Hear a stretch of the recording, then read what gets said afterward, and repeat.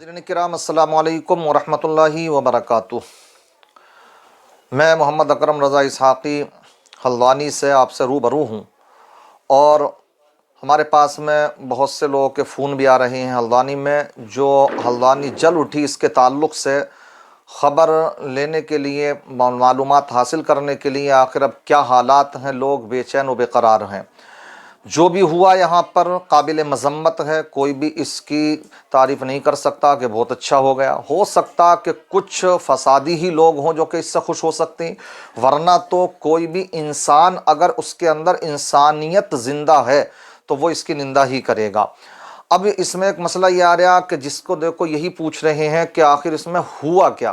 तो जो हमने आज तक समझा यहाँ पर, तो मैं बहुत मुख्तसर अंदाज में आपके सामने वो बात रखूंगा, और बाकी तो सब ये जांच का विषय है। जांच जब होगी तो सामने आएगा मामला, कौन दोषी है, किसकी चूक हुई, क्या हुआ क्या नहीं हुआ। लेकिन अभी जो बज़ाहिर समझ में आ रहा है वो मामला ये है।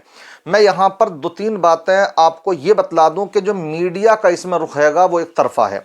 जैसे कि रिपब्लिक वाला जो है इसके ताल्लुक़ से एक न्यूज़ चला रहा है कि यहाँ पर रोहिंग्या मुसलमान आ गए, उन्होंने आकर के सब कुछ ये कर दिया, दंगा फसाद कर दिया। कितनी गलत बात फैला रहा वो।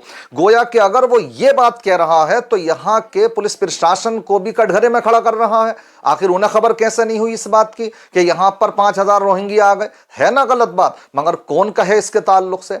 इसी तरीके से कि अवैध मदरसा, अवैध मस्जिद, मैं कहूँगा कि ये भी गलत है। ये कहिए कि वहाँ पर जो जगह थी वो विवादित थी, लेकिन आप उसको अवैध नहीं कह सकते। अभी कोर्ट का कोई फैसला नहीं आ चुका कि वो अवैध गैर कानूनी है, इसलिए इनको किसने अधिकार दे दिया कि ये अवैध मदरसा, अवैध मस्जिद। इससे पैगाम गैर लोगों में ये जा रहा है कि देखिए ये यही करते हैं, सरकारी जगहों को कब्जा करते हैं और बाद में प्रशासन अगर खाली कराने के लिए जाता तो उनके साथ दंगे फसाद कर देते हैं। ये गलत पैगाम जा रहा है उससे। इसलिए मैं कहूंगा कि उसको ये ना कहा जाए कि वो अवैध है। अभी कोर्ट का कोई फैसला नहीं आ गया कि वो अवैध है।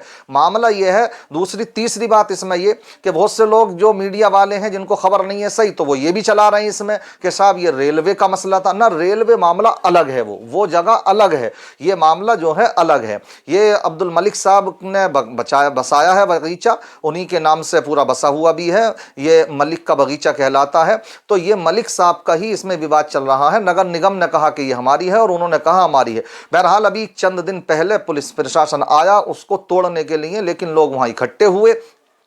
तो एक अच्छी बात मैं आपको बतला दूं यहाँ की अल्हम्दुलिल्लाह जो रही है हल्द्वानी की, खास करके मैं बतलाऊं, यूं तो उत्तराखंड के अंदर सरकारें चाहे जिसकी भी रहें तो यहाँ पर बड़ा अमन व सुकून का माहौल रहा है हमेशा, और प्रशासन ने भी हमेशा कोऑपरेट किया है और अवाम ने भी उनको ये किया है। इसी वजह से मैं समझता हूँ कि ये एक निशाने पर भी थी हल्द्वानी दंगाइयों के, लेकिन कभी ये दंगे की नज़र नहीं चढ़ सकी हल्द्वानी। हमेशा यहाँ पर दंगे फसाद करने वालों को ही सजाएं मिल गई और बात ऐसी नौबत कभी पहुंची ही नहीं।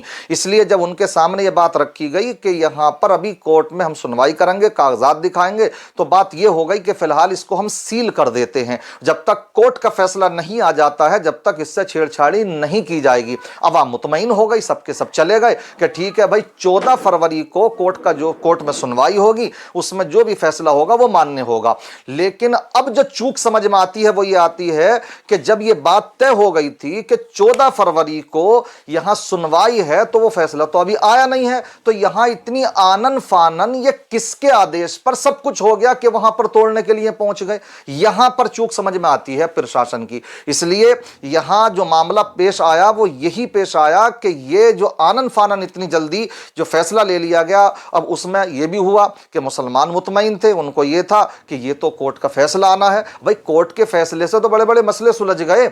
जैसे कि आपने देखा होगा बाबरी मस्जिद का मसला कोर्ट ही के जरिए से, अगरचे उनकी आस्था की बुनियाद पर फैसला उनके हक में सुनाया गया, मुसलमान ने चूना करी, तो यहां क्या इतनी छोटी सी मस्जिद मदरसा था क्या उसके लिए फिर क्या इस तरह की नौबत आ सकती थी? तो यहां कहीं कुछ चूक तो हुई है। बहरहाल समझ रहे हैं, वो प्रशासन की हुई, ऊपर से हुई, क्या रहा मामला ये जांच का विषय है। बहरहाल मैं इसमें एक पैगाम देना चाहता हूं। अब मैं ज्यादा बोलना भी नहीं चाहता था, लेकिन मजबूरन मुझे बोलना पड़ा ये बातें बताने के लिए कि हालात आखिर क्या हैं।